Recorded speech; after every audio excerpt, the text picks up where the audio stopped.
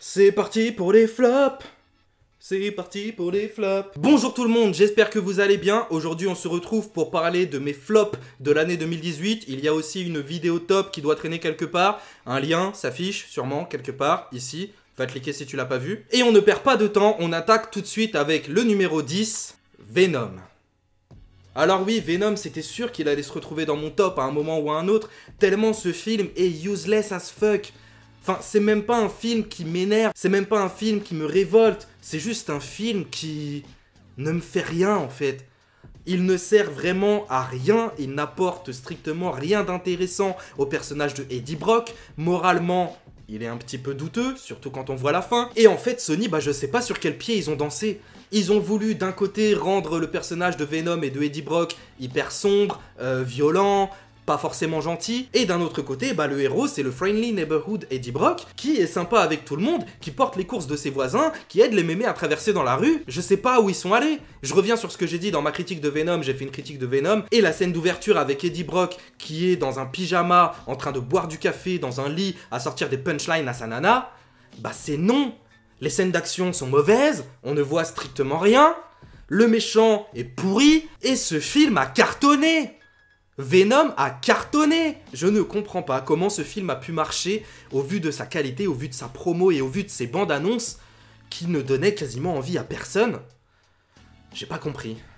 Mais passons tout de suite au numéro 9, Black Panther.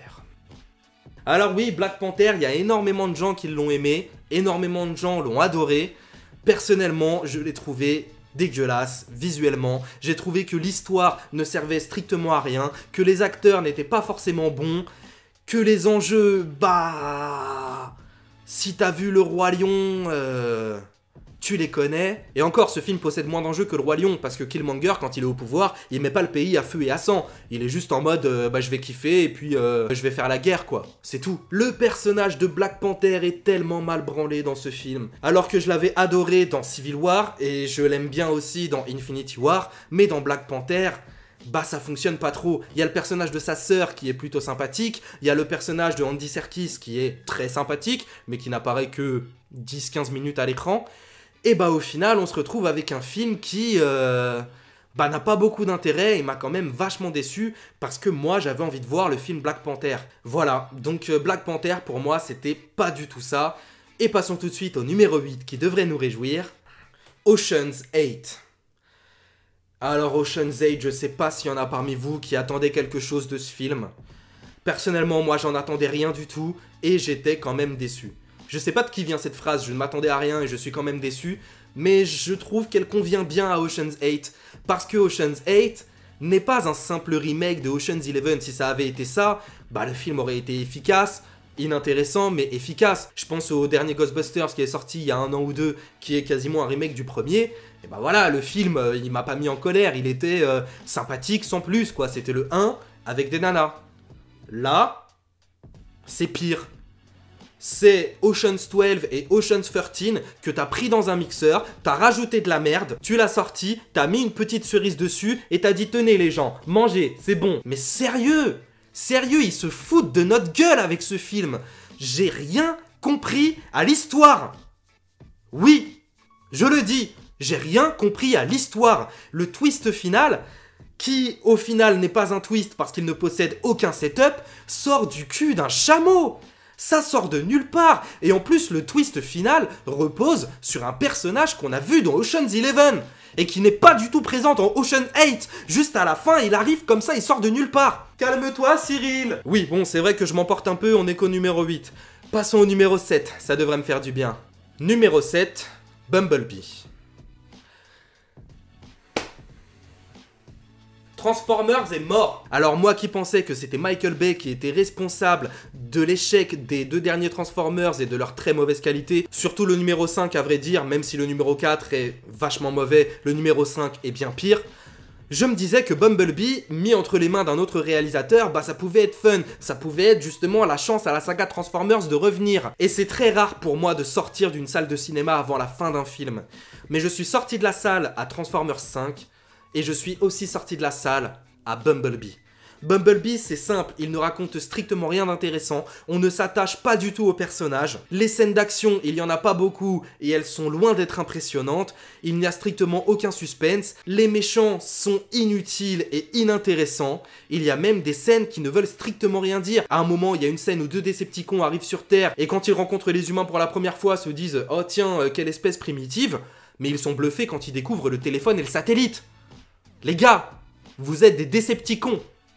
Le téléphone et le satellite, c'est pas censé vous impressionner. Surtout quand vous trouvez que notre espèce est primitive 1 minute avant. Ce film ne sert strictement à rien. Même le personnage de Bumblebee n'est pas intéressant, il n'est pas drôle. Et le personnage de la gamine qui est avec lui ne sert aussi strictement à rien. C'est très mauvais, c'est mal filmé, c'est moche. John Cena, que j'aime bien, j'avoue, j'aime bien John Cena.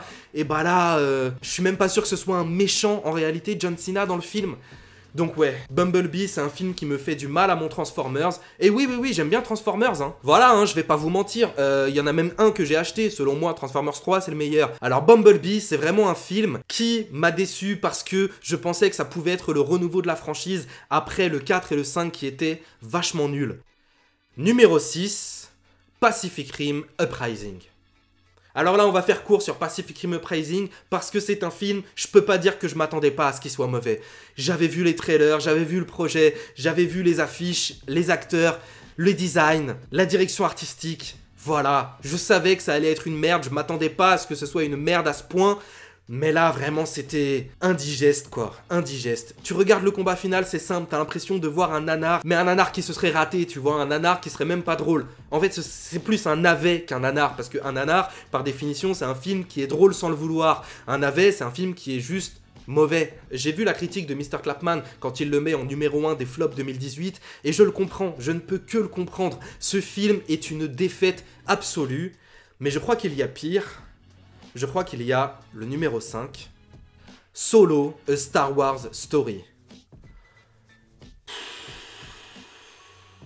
Disney, je vous accuse de viol! Oui, ils ont violé le personnage de Han Solo, il est joué par un acteur qui est très mauvais, une histoire qui est flinguée du cul, des scènes d'action qui sont toutes pétées, même Donald Glover, il sait pas ce qu'il fout ici, le film n'a aucune direction artistique, il n'a aucune âme, il n'a strictement aucune personnalité, visuellement c'est fade as fuck, c'est vraiment dégueulasse visuellement, la scène d'action finale, s'il vous plaît, elle se passe dans un putain de salon, alors que c'est un film Star Wars, et les 20 dernières minutes du film, c'est Han Solo qui est en train de tchatcher dans le désert.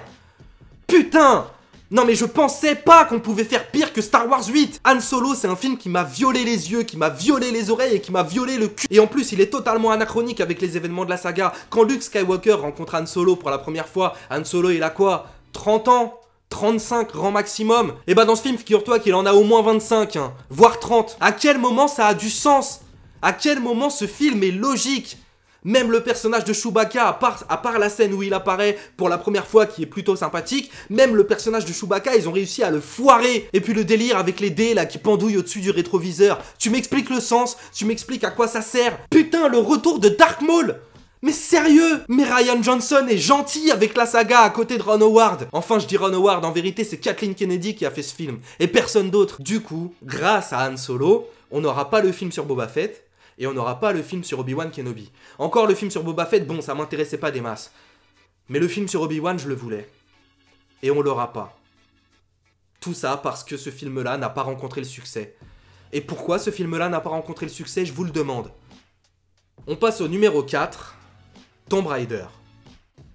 Alors Tomb Raider, il me met un petit peu moins en colère que Han Solo. Parce que Tomb Raider, bah voilà, je m'y attendais aussi un petit peu que ce soit mauvais. Cependant, j'avais quand même de l'espoir parce que la direction artistique du jeu est suivie. C'est-à-dire que visuellement, effectivement, on retrouve à peu près les mêmes décors que dans le jeu. Lara a à peu près le même design. Elle se bat avec un arc, elle se bat avec un piolet. Elle s'infiltre dans des camps et elle égorge des mecs en scred style John Rambo. Donc effectivement, la direction artistique du jeu est suivie. Mais le film n'est pas intéressant, il ne raconte strictement rien, les personnages ne sont pas du tout développés, il n'y a strictement que dalle en termes d'action qui peut nous satisfaire, et à la fin du film, bah quand ils ouvrent le temple et qu'ils découvrent la divinité, on se rend compte que la divinité, bah c'est la peste noire. Et bah c'est à chier. Et merci les gars. Franchement, il y a une malédiction qui pèse sur les adaptations de jeux vidéo en film. C'est incroyable. On a eu Assassin's Creed qui n'était pas ouf. On a eu Warcraft qui était pas mal. Mais à part Warcraft et Hitman premier du nom, et Silent Hill, bah au final, ouais. Il n'y a pas grand chose en réalité à se mettre sous la dent au niveau jeu adapté en film. Hein.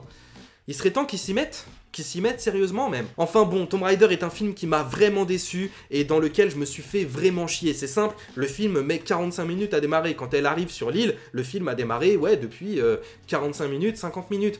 Et puis, encore sur l'île, il faut attendre au moins un petit quart d'heure avant qu'il y ait de l'action. Donc, quand il y a de l'action, bah, il reste à peu près 50 minutes de film, sachant qu'elle doit en plus retrouver son père. Voilà, ça fait court quoi. Et puis surtout, ce qui m'énerve le plus avec ce film, c'est que Lara ne se retrouve jamais en galère. Elle est jamais en danger. À aucun moment elle se fait mal, à aucun moment elle ne se blesse, à aucun moment elle n'est torturée, à aucun moment elle est meurtrie en réalité.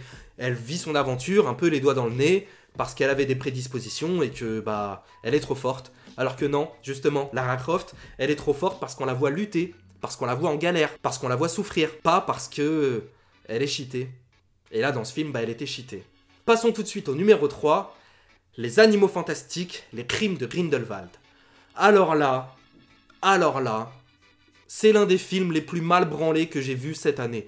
Ce film, c'est simple, a une narration décousue comme jamais, des personnages de partout qui popent un petit peu n'importe comment, une fin qui ne sert strictement à rien, un manque d'action cruel. Enfin voilà, j'ai du mal à me dire que ça fait partie de la saga Harry Potter. Déjà, le premier film, Les Animaux Fantastiques, je l'avais trouvé très mauvais et je me disais que bon, c'est vrai qu'une saga comme Harry Potter mérite des spin-offs de meilleure qualité que ça. Mais alors là, Les Animaux Fantastiques 2, mais c'est très mauvais, mais c'est horrible, mais ne regardez pas ça. Enfin, Johnny Depp qui joue Grindelwald, non seulement il joue mal, Johnny Depp joue mal dans ce film, oui, mais en plus son personnage ne sert strictement à rien, il ne fait strictement rien de mal, rien de mauvais. Oui d'accord, à un moment il tue des enfants, je réponds un peu à Durandal qui disait que ouais, il fait rien, il tue des enfants quand même. Oui d'accord, il tue des enfants, mais au niveau du scénario, qu'est-ce qu'il fait de mal pour que les personnages aient besoin de l'arrêter? Pourquoi il faut l'arrêter ce mec? Qu'est-ce qu'il est en train de faire? Bah il est en train de réunir des adeptes. Et à la fin, il va faire une réunion avec ses adeptes. Putain, mais on s'est tapé 2 films pour au final toujours se demander où va cette saga. Les Animaux Fantastiques 1, il durait 2 heures ou 2 heures et quart. Pareil pour le 2. Et au bout de 4 heures, 4 heures et demie de visionnage, tu ne sais toujours pas dans quelle direction vont ces films. C'est grave. Et ça cartonne en plus. Et en plus, j'ai des potes qui aiment. Je comprends pas. Et il y a un truc que je comprends pas non plus, c'est le succès du numéro 2 dont on va parler tout de suite. Taxi 5. Taxi 5. Taxi 5 est le cas d'école du film qui a été fait avec les meilleures intentions du monde, mais qui est quand même mauvais. C'est incroyable. Il m'a rappelé Le Crocodile du Botswana. C'est un film qui, dès sa scène d'introduction, est raté. Vraiment un cas d'école, je me répète, mais c'est un cas d'école Taxi 5. Il est raté de bout en bout, il n'est pas drôle, il est ridicule, il n'a pas de scène d'action intéressante, il fait des sketchs ratés tout au long du film qui ne servent strictement à rien. Enfin, le commissaire Gibert, je suis sûr que si tu le retires du film, au final, le film, c'est le même. Pareil pour son collègue, là, le nain qui s'est converti au christianisme. Quand ils nous ont présenté le personnage et qu'ils ont dit c'est un musulman qui s'est converti au christianisme et qui est devenu extrémiste, et que le mec, on le voit, il est en train de faire des signes de croix et manger du jambon et kiffer sa petite vie avec des croix de Jésus partout, je me suis dit mais c'est génial, c'est une idée qui a du sens parce que ça va permettre de se moquer de l'islamophobie actuelle en France de manière comique et détourner un petit peu ce qu'il y a dans la tête des racistes. Mais non, strictement pas, non. Ce gag ne va nulle part. Les scènes de voiture, de course-poursuite ne vont nulle part non plus. Les personnages ne se retrouvent jamais en galère. Ils sont toujours en pleine maîtrise de ce qu'ils font. Et l'humour, bah c'est pipi caca. Littéralement, hein. T'as une blague avec du caca, une blague avec du vomi. Voilà. Taxi 5, j'espère que vous... Si vous avez passé un bon moment devant, bah tant mieux pour vous. Mais moi, c'était pas un bon moment. Voilà. Passons tout de suite au numéro 1, le film le plus mauvais que j'ai vu cette année en 2018, et c'est Ant-Man and the Wasp. Ou Ant-Man et la guêpe en français, oui. Mais ce film-là, qui est arrivé peu après Avengers Infinity War, j'avais pas énormément d'espoir dedans.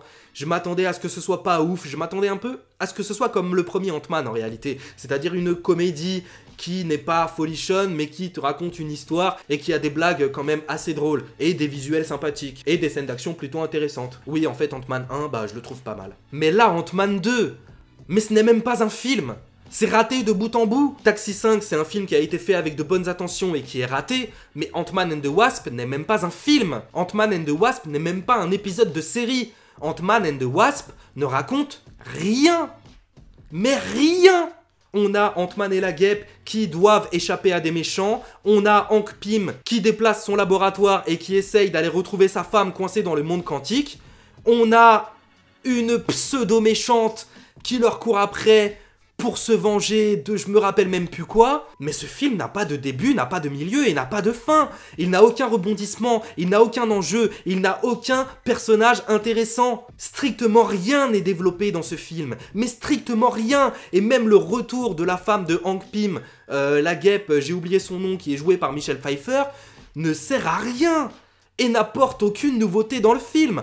Encore si on découvrait le monde quantique avec ce film, mais non, le monde quantique on y passe, on le regarde par la fenêtre et on nous dit fais attention, tu pourrais voyager dans le temps. Mais sérieux, on s'en doutait pas qu'on pouvait voyager dans le temps dans le monde quantique. Première nouvelle. Oh là là là là là là là là. Ant-Man and the Wasp, il m'a vraiment blasé. Je crois que je me suis endormi en plus pendant le film. À un moment, je crois que j'ai piqué du nez pendant 10 bonnes minutes. Et quand je me suis réveillé, j'avais demandé à mon collègue est-ce que j'ai raté quelque chose? Bah non, forcément, j'avais rien raté. Parce que le film ne raconte strictement rien d'intéressant. Et puis, ne serait-ce que la méchante, son mobile à la méchante, c'est quoi? C'est que son père est mort parce qu'il a utilisé une machine de Hank Pym qui s'est trouvée défectueuse. Et elle veut tuer Hank Pym. Mais Hank Pym n'est pas responsable. Le responsable, c'est ton père. Et encore, je suis même pas sûr que ce soit une machine défectueuse, parce que je me souviens qu'au cinéma, quand je l'ai vu, je trouvais vraiment que le mobile sortait de nulle part et était tiré par les cheveux. Donc je pense pas que ce soit la machine qui a été défectueuse, je crois que peut-être que c'est son père qui a fait une fausse manip. Enfin bref, dites-moi dans les commentaires si ça vous dit quelque chose, si vous avez la réponse. Mais le film est vraiment pourri, et le personnage de Laurence Fishburne, qui ne sert strictement à rien, qui se fait couiller à un moment comme pas possible par les gentils, limite, t'as l'impression que c'est eux les méchants, et c'est Laurence Fishburne qui est le gentil, même si t'es enfermé quelque part, faire ça, c'est pas très réglo. Et du coup, bah tu te retrouves avec même pas un film de merde. C'est même pas un film. Et c'est de la merde. Voilà, c'est tout pour moi, j'espère que cette vidéo vous a plu, n'hésitez pas à aller voir mon top aussi qui s'affiche quelque part, vous pouvez cliquer, vous allez voir, je parle des films que j'aime bien et j'ai un peu plus la banane. Je vous annonce aussi que juste avant le nouvel an ou dans les jours après le nouvel an, je sortirai une grosse vidéo sur DC Comics qui va durer à peu près 1 heure. Donc voilà, vous êtes prévenus, sachez qu'elle m'a demandé énormément de travail et que j'ai eu énormément de plaisir à la faire, donc j'ai hâte que vous la voyez. En attendant, je vous remercie d'avoir regardé cette vidéo, n'hésitez pas à lâcher un petit pouce bleu, à vous abonner, à liker, tout ça. A très bientôt, prenez soin de vous, salut!